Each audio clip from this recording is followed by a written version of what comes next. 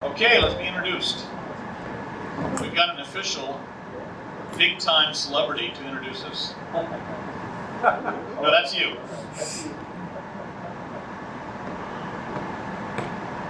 Introduce yourself first. Oh, yes.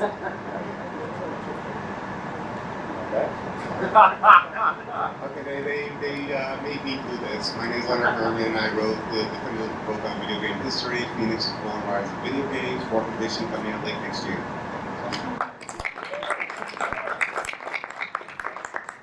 If you're all here, you know who these people are. I don't know why they can't be introducing them, but back in the early 80s when these guys designed games, the companies didn't want you to know who they were, so Writer for TV Guy gave them the collective name Blue Sky Rangers, and they're going to introduce themselves.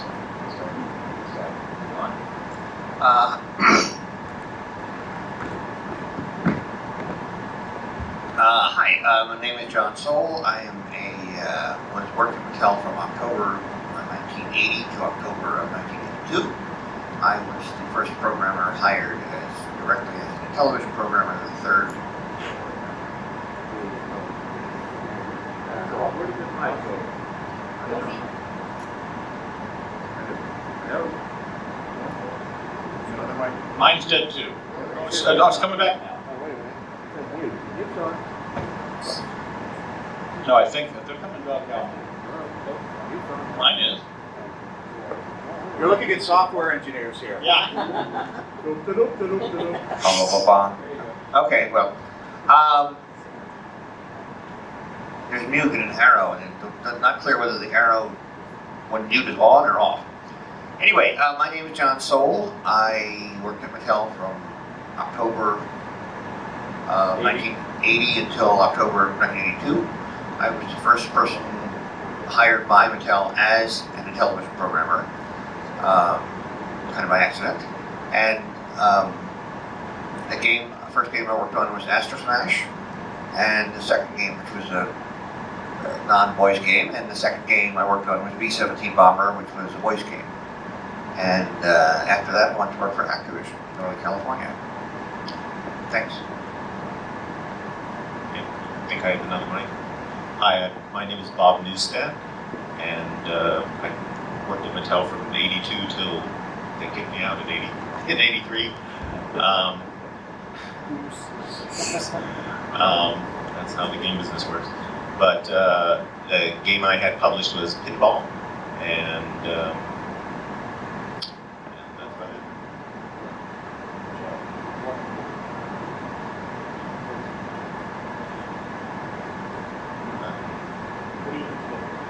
What am I doing today? So I've worked in a lot of different fields, and I'm working for a mobile startup doing their business intelligence work.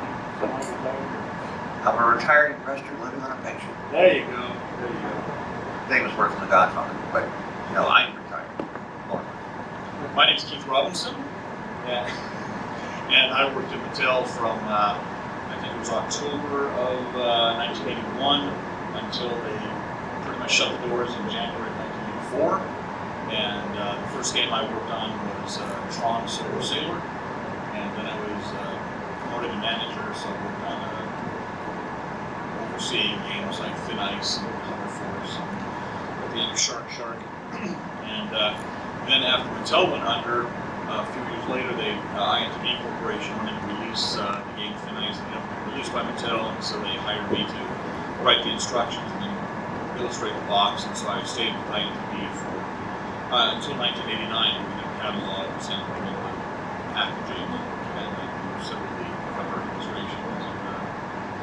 And today I'm president of Intellivision Productions, trying to keep these things going so that so people can keep playing on new platforms, such as the iPad and the iPhone. And go with the iPhone version, it's free. You can play Astro Smash for free. Hey, I'm Michelle Mock. I came in April of 82, and October of 82, and I never had any published games, but I did work on a lot of different projects that were for the keyboard that's going to be out in the spring. And today I've gone through several different reinventions of myself, and I am now in my dream retirement a job as a tour guide at a world famous theme park. Which one would that be? I'm Karen Nugent. I started in 1980. We were working on Jack Elaine's keyboard exercise. I left the company. There were about 8 of us, I think, at the time, in the original chain. And I came back and I worked on Burger Time, Mission X, football, baseball, and super. Yeah. The graphics on all those. I worked at Disney Animation. I'm waiting for 14 years there. I sold flooring at Home Depot. I've taught 3D animation at college for 3 years, and right now I'm a building performance analyst and a Greenpoint rater for houses. Hi, thanks for coming. My name is David Warhol. I worked at Mattel Electronics from probably around June or July of '82 until we were shut down in 1984. And then after that, I did a lot of music and sound effects for, I was a programmer at Mattel, but I did some music and sounds there. And then I did music and sounds for a lot of first generation, second generation computer games for companies like Electronic Arts and Lucasfilm Games and Interplay. And then when INTV Corporation started back up, the product line, I kind of ran the technical side of things for them, producing another maybe 20 games, like the Super Pro Series, Super Pro Football, Super Pro Basketball, all the Hover Force, and the stuff that was published under INTV was stuff that I brought together a group of programmers who had worked at Mattel prior to kind of work out of our own homes and do stuff like that. And now I'm president of Real Time Associates. We're an independent software developer, and we do a lot of kids games, a lot of serious game development now. And when we're lucky enough, we work with Keith on some of the new Intellivision products, like emulators and enhanced versions. Actually, I forgot. I actually worked at not Colors, but Sierra Online. If anybody knows that, I worked there for a while. Dave, I think that's a perfect place to tease that he said that Intellivision Productions and Real Time work on things. There actually is a new thing we're working on that we can't tell you about. It's top secret. We fought with the PR people to allow us to show it to you, but they said no. So, more about that later. Yeah, at the end, we'll finish up with that. Okay. Now, All right. do you want to talk about the format that we're doing here? Yeah, we're going to do, we passed out the cards. It was late, I think you're all here. I'm just going to hand this deck of cards down to the end and just go through it. And you see one that said, oh, I can answer that. Start talking, and we'll all chip in on it, but to keep things going, we're starting so late, we're going to limit each subject to 3 minutes. And Dave is going to be our timer, and if anybody goes past 3 minutes, you will hear, that's that, and that's the symbol to pass the deck of cards down to get to the So, next yeah, question. actually keep your answers to 2 minutes, and then the rest of the panelists will pitch in for whatever they have to say. Right, before Dave does. He is the orchestra of the Oscars. I have a couple of questions here which I know the answers to, although I wasn't personally involved. One question is, who came up with the controller, specifically the disc? And another question is, why was the card game chosen to be the bundled game? First of all, all of us here are software people or designers. We had nothing to do with the hardware. I did know some of the people who worked on the hardware. The hardware was designed by somebody else, and we don't know why they used a disc controller.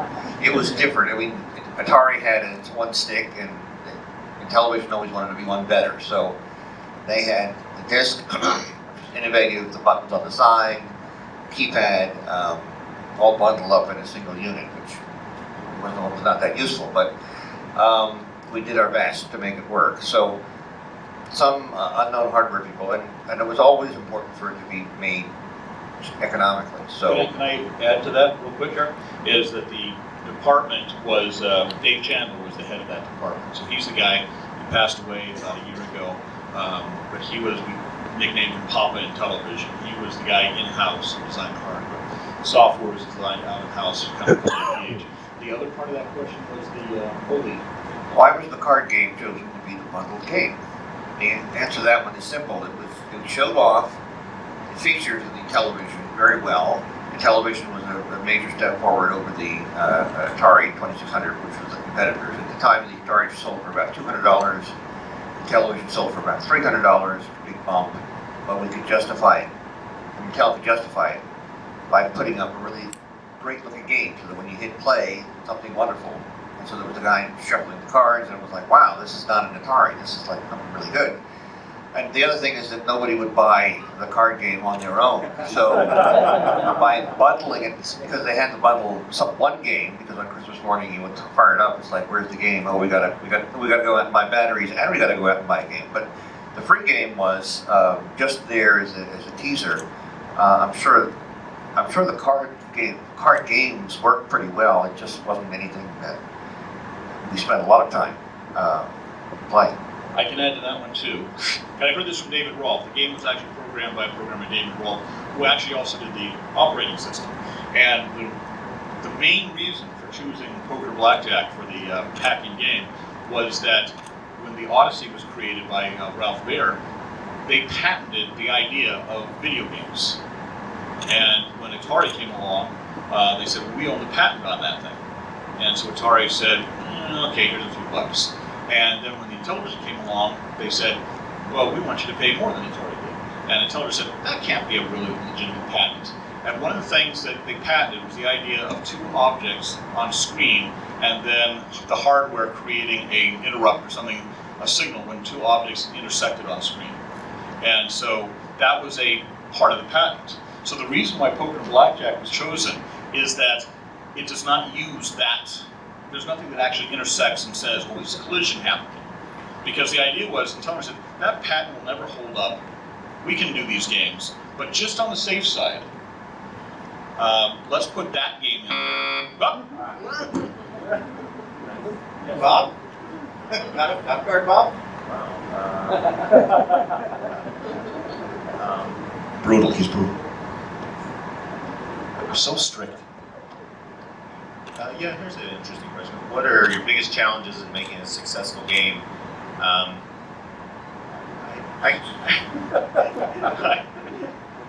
guess what I thought when I was working there is that the company was always looking for very specific things, either marketing tie-ins or how to sell the game, and that's what defined being a successful game. You could have a great original idea, and if it didn't fit in the plans for marketing or the whole company, then it was not just going to be successful.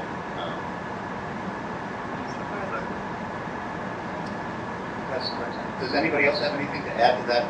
Well, I think you, because I mean, the thing you always stressed to me is like the amount of testing. Games that have more testing. And so games like Burger Time and Okay, that's right. That's what they make.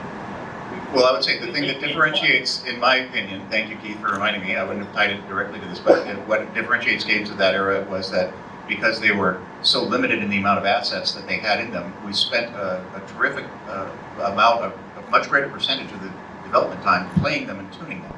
So, whereas, probably about 75% of the time was playing it, and then 25% of the time was coding it based on your observations. Everybody would pass around the games and play them. So I don't think people spend as proportionately a great deal of time on the larger games that we have today, perhaps cumulatively. Opening cards? Oh, and Yeah, please, John. one of the biggest challenges is always fitting into memory. We had 4K of memory as a rule, and it's not a whole lot. Except later on with the voice games, we had 8K, 12K, but almost all the television games are 4K. It's 4,096 decals. The decal is the main. The television, as you probably know, had the program space was 10 bits wide, and it had the screen was 16 bits wide, and it had some scratch pad memory of 8 bits. No, yeah. So we had bytes, words, decals. The decal was the 10 bits, that was the key limiting factor. But memory was measured in bytes, I think, 150 bytes of memory, not K or eggs. Or gigs, right. You got a question? Yeah. First, I want to finish up where I was. Okay, you're in your time. I know I'm eating in my time, but yeah, so anyway, Mattel said that patent will never hold up, and so we didn't pay the fee. Said that patent's going to be, the court would overturn that patent, and so the Odyssey people sued us, and they won. So we didn't have to pay. So the lucky thing was that we paid based on the amount of cartridges sold, and like I said, the poker blackjack did not use the key things that were in the patent for a game, so that one did not get hit. And had it been baseball or one of the ones that do use collisions, then it would have cost us more. Okay, how did you debug the Intellivision games you developed? Not well. What sort of hardware debuggers, simulators did you have available? There was a device called a widget device, and this was actually built by the company that first did the Intellivision programming, APH. APH did the programming. They also built some debugging things. And frankly, Mattel didn't want to pay them for these tools, debugging tools. So APH had better debugging tools than Mattel did because we didn't pay them for it. Now in-house, we started developing some of our own tools. Ray Kessler developed what was it called? The thing that you actually linked in so you can debug something. That was recording. Right, the debugger. So we had some limited tools. Now some people program more by intuition. That's not working. I wonder what that is. Maybe it's stack overflowing. And then other people like Mike Minkoff would take the widget thing where you could step by step through and see what was in each register and stuff. So some people were very methodical and followed through looking for something. I don't know. Some people were very methodical in it. Some people were just kind of intuitive. I was of the intuitive school saying, oh, I've seen this before.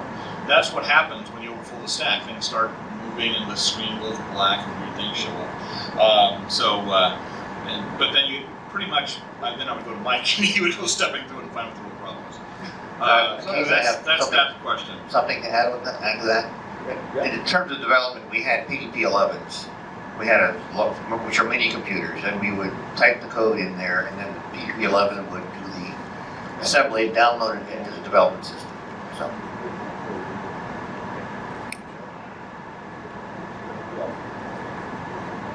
No, I had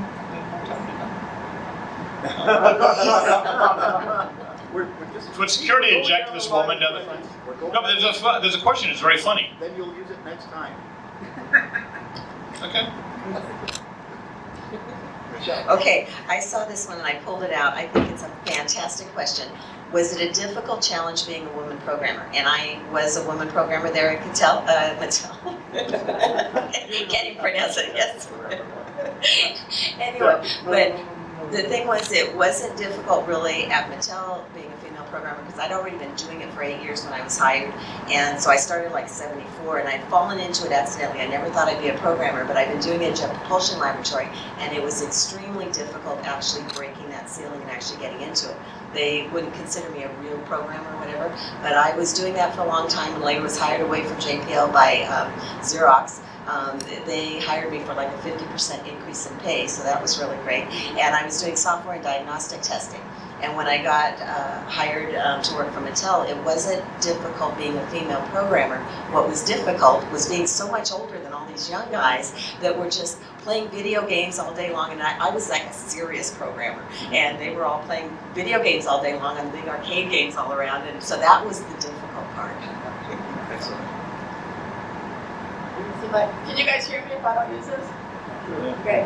One question is, did your parents think you were crazy to pursue a career in developing video games? My parents were very happy because I just graduated from Lobby State as an art student, and it's not the best thing to graduating in.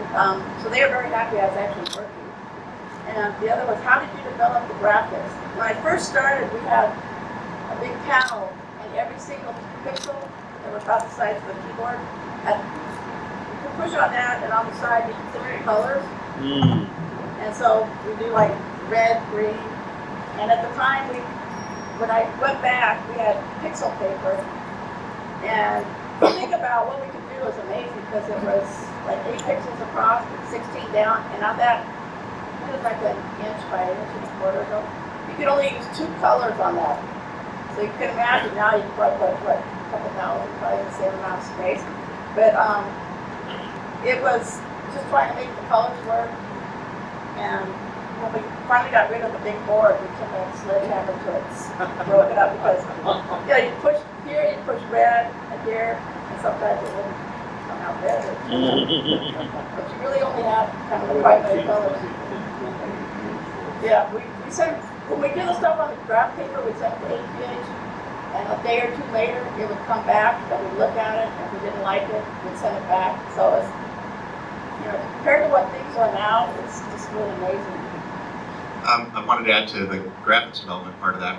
Connie Goldman, who was one of the graphics artists there, continued to work in video games for another 15 or 20 years after she left Mattel. And as graphic, how Connie could do, as the artist, you know, took a lot of skill, but could do anything in these 8 pixel by 8 pixel regions of football, post office box, it didn't matter.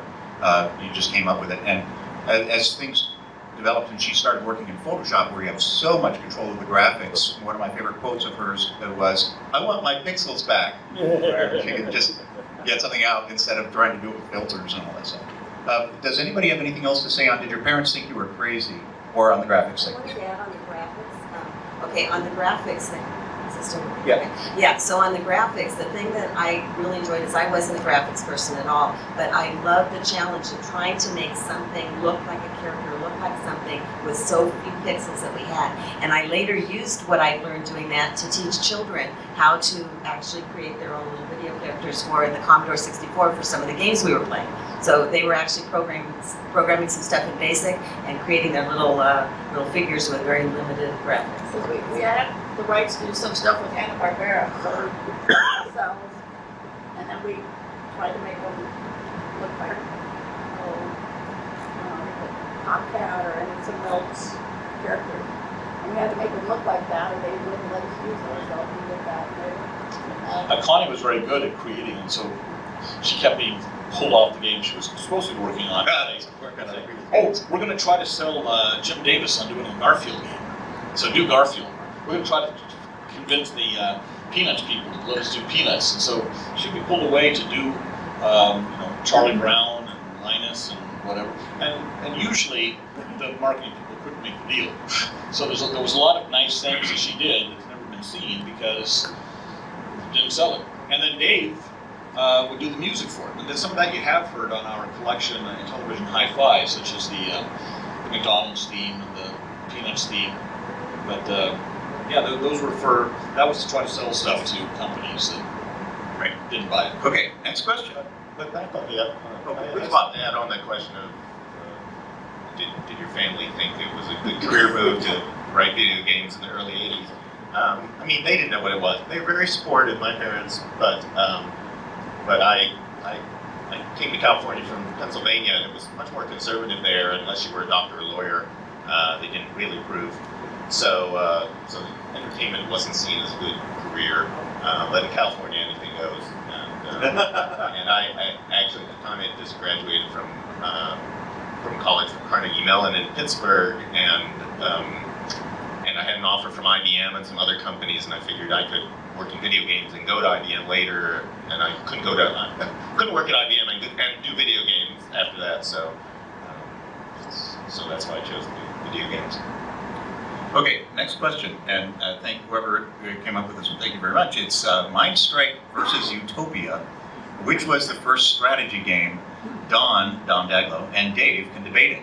Well, I'm delighted to do so as Don is not here, and although I have a feeling that given Don's magnanimous personality, we would spend the whole time going, no, your game was the first strategy game. Oh, no, your game was the first strategy game. I mean, there is quite a difference between it, and Don's kind of been credited for coming up with the first real-time strategy game, which is Utopia, where you develop resources, or you generate resources and then build buildings, which changes the ecosystem of your environment and all that. And I'd never really thought of Mind Strike as a real-time strategy game. I mean, it is a real-time kind of chess game, but a real-time turn-based game.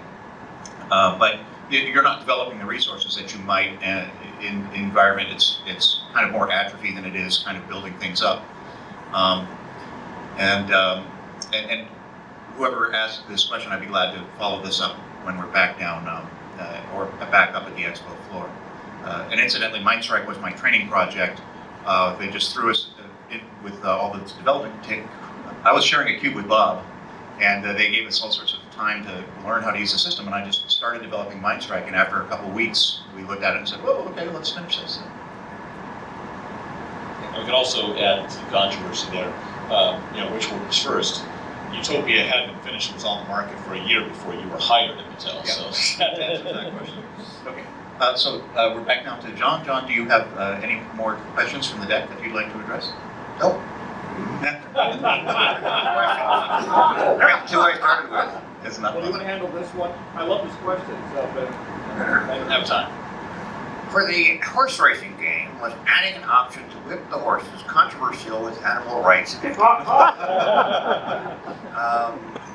Well, we were all pretty young. I guess I was 29 when I started there, maybe 27. So we thought it was funny. Anything that was involved cruelty or people exploding.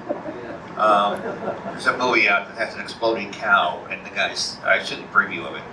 Like, oh, that's great. It's bad for the cow, but it's really cool. So we were sort of into the really cool things. I was not involved in the horse racing thing. We were aware of animal rights, but when we were playing, I know that one of the only games I had to play when I started was a skiing game, and the idea is to get down as quickly as possible. But you do that the first time. Second time, you try to hit every tree you can along the way. And then you think, what if I had a scream, added a scream every time the guy hit a tree, and maybe we could leave a trail of blood behind him.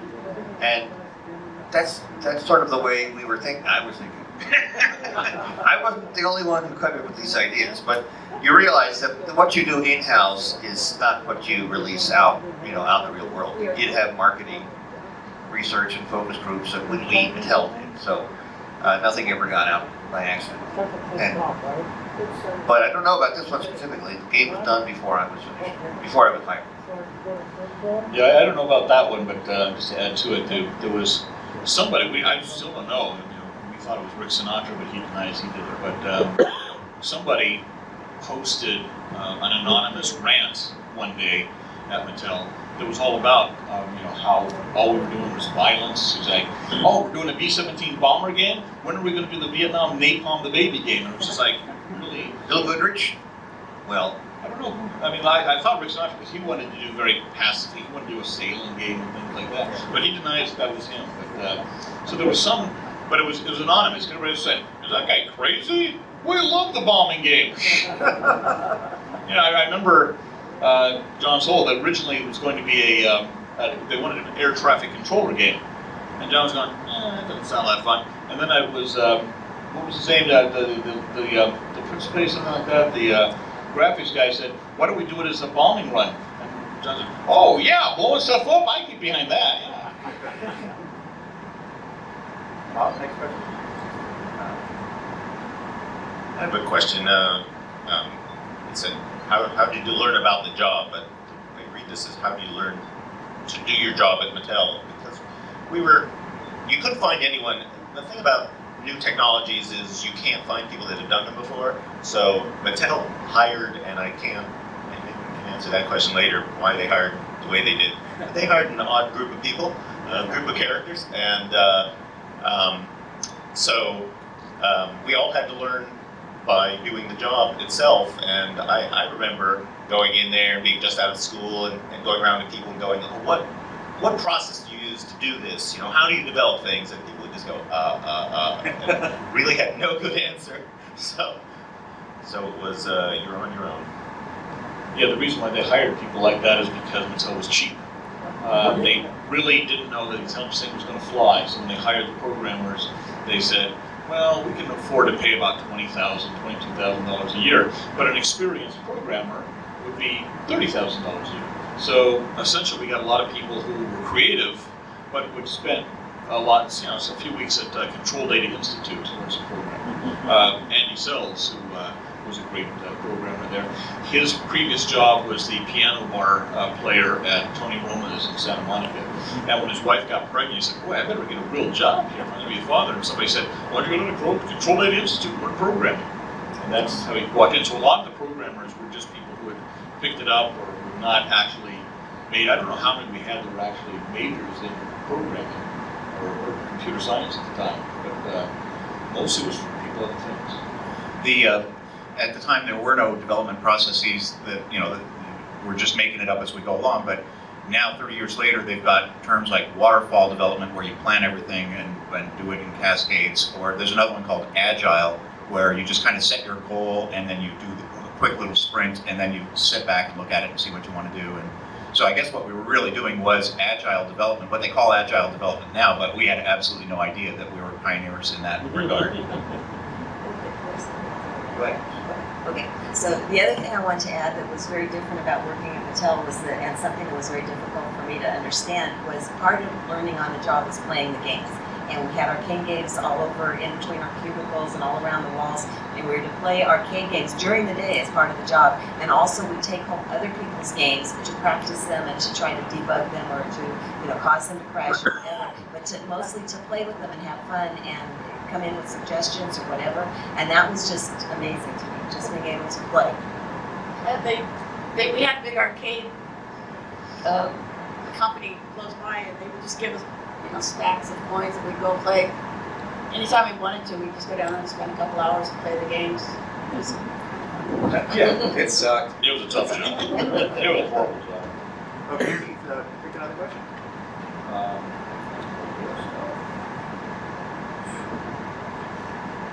I've got a question here, which I can answer. Okay. What was your typical workday like?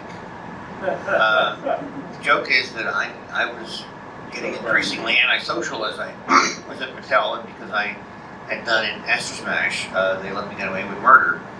And when I was working on B-17 Bomber, I was exhausted and didn't want to deal with people, and they were hiring new people every day. I couldn't remember names. So I would come into work about 4 p.m. and I'd work until midnight or 1 in the morning, and then go home and go to sleep. And they let me get away with that. Now, I was having problems getting the game done, so they hired, they assigned 2 people to help me, Steve Roney and Bill Fisher.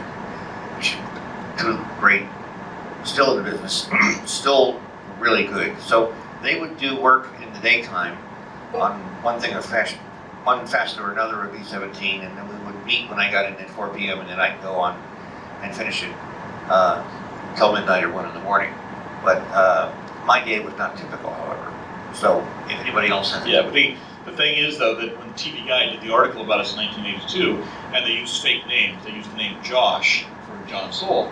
One thing they said, this guy is so dedicated that he's frequently there till like midnight or 1 in the morning. He did not mention he'd shown up at 4.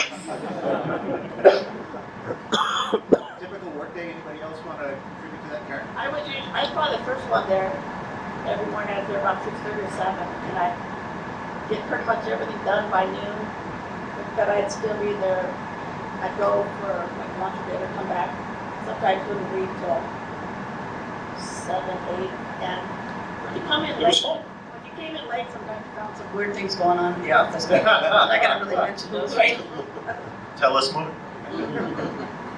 For me, for me, I would just get up and I couldn't wait to get to work. And so I would just get in there, around 8 in the morning and then work, then I would kind of see everybody come in, and then the full department at 10 or 11, and it's big, and then I just couldn't, I just wanted to stay as late as I could, and you see everybody kind of go, back home who had families and stuff like that. And, but it was really exciting time. Yeah, if I was there at 8 in the morning, it meant that I'd stay all night programming. Yes. I did frequent all-nighters on stuff.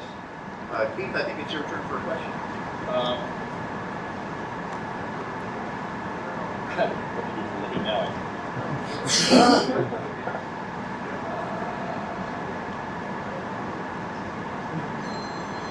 When you were working on the games, did you think people would be interested 30 years later?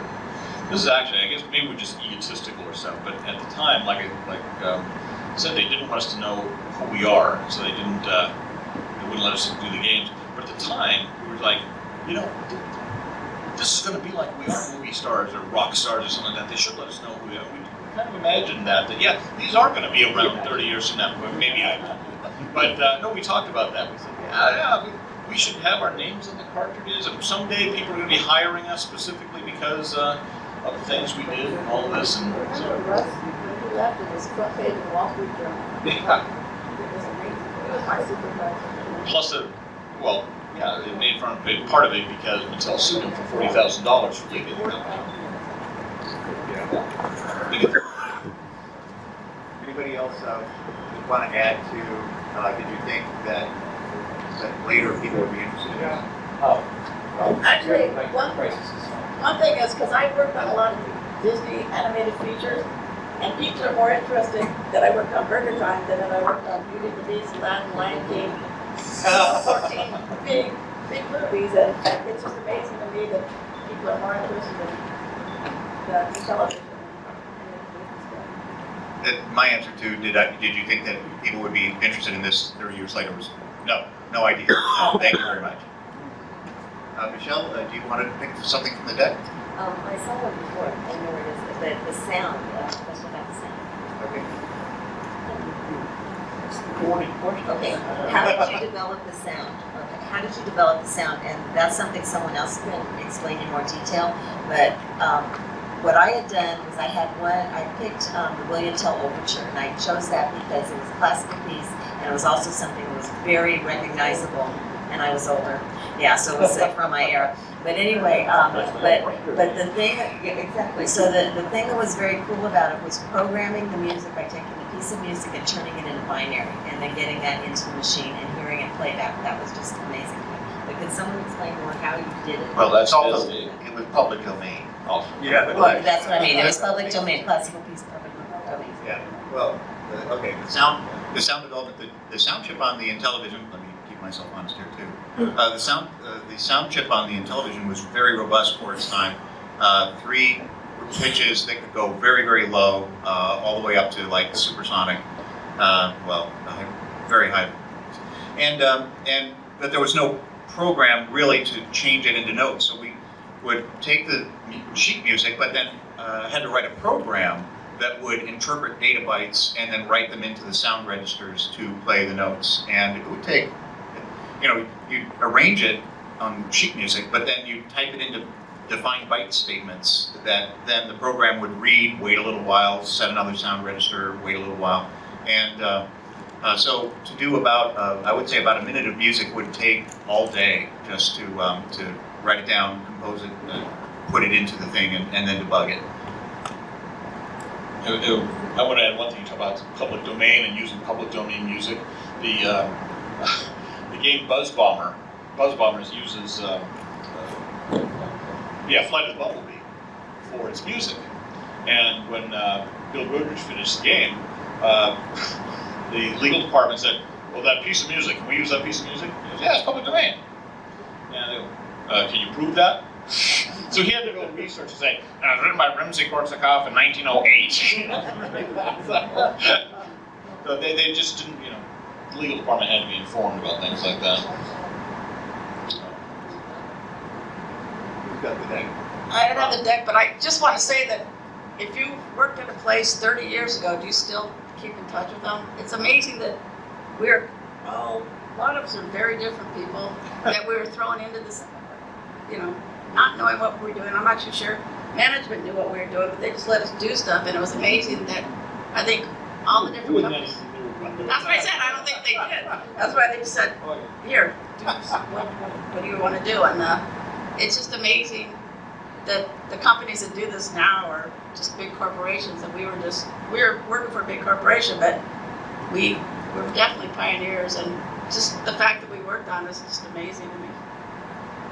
Oh, I wanted to mention that we have a reunion in January every year at a place called Gino's Pizza, and it's the reunion. It's the I didn't start it because I wasn't at Mattel at the time, but it's a memory of the day that everybody was laid off.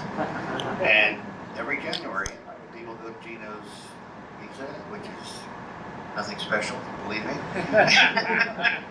And Keith has been keeping the Intellivision legacy alive with his company, and also by doing the reunion. So in a way, I've seen people. These are people I've seen pretty much every year, once a year, or I see them here at the Classic Gaming Expo. So it's a lot more people I've kept in touch with from Mattel than any other employer I've had. Certainly not from employers 30 years ago. And I'd say year or two, 2 or 3 years, 6 months. It's remarkable that we're still 30 years later. It's work together and stuff. Yeah, I didn't think 30 years later I'd still be eating Gino's pizza. But actually, as far as I think that, was it you? I'm pretty sure it was Bob, that Gino's Pizza, one thing was they tried to hide, they painted a lot of stuff on the windows, and they were trying to hide the fact that they had a C rating in terms of and one time we came in, and it was suddenly a B rating, and I think it was you, and I said, hey Bob, look, it's a B rating now, and you instantly said, new management? So I wanted to add to the, working at Mattel vibe and all that, is that it occurred to me recently, not only were we pioneers in working in the first generation video game development, but we're also pioneers in getting laid off. We were like the first people ever to get laid off in the video game business. Yeah. You remember at that time, a company like IBM had never had a layoff. That was one of the things famous about IBM. That was a job for life. There had never been a layoff at IBM. And there was a lot of companies who liked that. Now, of course, it's Right. Okay, I've got another question here, but I'm going to pass it down the panel rather than just taking the whole thing here. It's what games do you play today? I'm playing a lot of World of Warcraft because it's expansive, but it's as a single-player game. But I really find myself playing the very casual games, the things on the cell phones, smartphones, like Words with Friends or Draw Something. And it's dawned on me that even though the video games started off very simple, and then they kind of get into your Grand Theft Auto, really super rich, 80 hours of gameplay. The exciting stuff that's happening in games, in my opinion, now are more of the casual stuff. But that's kind of like where we started, where it appealed to everybody and not just the hardcore gamers. So can we go down just the panel and what are you playing now and what are your thoughts? I have the Xbox Connect just because you don't need all the extra controls, and I play a lot on when you're bored doing nothing, you can play games. So I do a lot of the simple stuff because it's easier to do, and I have Angry Birds. Everybody's got that. And just when Oh, it's a Disney game, surprise. Okay. it was free, so. Back in last January, after we had our reunion, Karen and I went down to Disneyland, and because Michelle got us in. But they have in the what do they call that? Carousel Innovation, whatever it is. They had a 360 setup.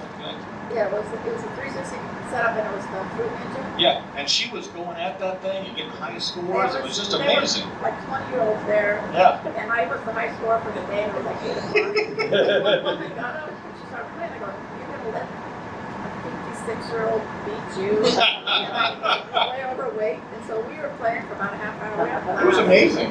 Yeah.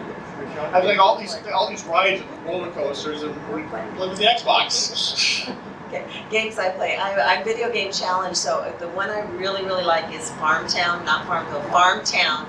And because I find it simply amazing that they can connect people in real time all over the world that actually are interacting basically in a chat room type of a thing. And it's just, I work really weird hours, so being able to get on and somebody in the Philippines or in Hungary or something is on, it's really amazing. I really like it. Actually, the games I'm playing are still the Intellivision games because I'm developing stuff. Pretty much anything in new development or something like that, the one game that I know the timing of so well is Astro Smash. And you start playing something, and when I start playing Astro Smash, I'll play it for half an hour or so. So, that's Yeah, I play casual games on my phone. Drop 7 is a good time waster. Download that. And but I did recently hook up my Intellivision back to the TV. So if you need to know how to do that, come and see me. Oh, if I can add one thing, at the last one of the reunions, one of the other artists, Peggy DeCarly, she brought her daughter, 12 years old, to the thing. And she brings her because mainly she sells Girl Scout cookies to all the programmers. 8 boxes, yeah, okay. But she's a 12-year-old girl. She's sitting around with all these, programmers, that's boring. So she asked me if I had any games on my phone. I really didn't, except for Intellivision. So she, went through the App Store and asked if she could some 99-cent games, and she would put it on, and I'd say, "Oh, what's the game?" And she would challenge me to these games, and like she was just laughing at me how bad I was. And these little guys, 12-year-old girl, is just like killing me on this stuff. John, games at your No, I don't play any games anymore. It seems to, I've had other ways to waste my time. I guess I'm just, well, I mean, partly there's two games are really big now, and you sort of have to get into it and spend hours at it. Not so easy to pick one up, although I have played Angry Birds, so I'll admit that. Dave, we're getting kind of near the end here. Maybe we should talk about, first of all, I want to make sure that everybody comes by our booth. We're celebrating the 80s, and it's the 30th anniversary of 1982, so we're celebrating the 80s. This is for our 80s girl right down here in the front, in the booth. Emily, who's stand up there. That's the right track, ladies and gentlemen. She's the director of marketing and communications for Intellivision production. So she's in charge of the party. She's the party girl for the weekend. So you can come by and ask us more questions, anything we didn't answer, or anything with clarification on, we're there. And do we want to announce? Do we want to try Dave? A couple words on that. Second thing, we have one question here we don't have time to get to, I'm sorry, but if you catch any of us, please do ask us. It's what is your favorite Intellivision game and why? And I mean, we talk about this a lot, and it didn't come up in the panel, but please pull us aside, see us over at the Intellivision booth. We'd be delighted to talk about that and other things. Now, the product announcement we're making is that we're going to make an announcement, okay? But we thought we'd turn it, because we cannot announce what it is yet, we thought we'd turn it into kind of a contest here. So, this is not a tease. This is, I was angry a couple days ago when they said, you cannot talk about this in the show. Yes, we had words. Yes. But what we'd really like to do is to kind of give you some ideas about what is coming up, and then get your feedback, because we're going to have a contest to see who can figure out what this announcement is. Now, September 15th, we will be at a industry trade show, and we will be, we're not going to say which one it is, okay? But if you look at your calendars and see a trade show, you'll... It's not a trade show, it's open to the public. Okay, it's open to the public, okay. But there the announcement will be made, but we're going to have a contest online to send in, or tweet in, or email in, what do you think this announcement is? And we're going to be posting clues periodically, and I'm going to give you your first clue right now. It has to do with the number 3, okay? So, we're playing very close to the chest thanks to our publishing partners, but keep tuned to the Intellivision site, and we will be trickling out more information, and there will be prizes given to the people who come up with the closest to the accurate announcement, and then also to just the funniest or wackiest idea of what it might be. And I just have a prize we can give. If you get it, you get free admission to the show September 15th, where we will actually be announcing it. I think we can arrange that, right, Emily? Okay. All right. So please come back to the booth, see what we got, and thank you for coming. Thank you for your interest. I really appreciate that you guys have interest in this kind of thing. So thank you guys.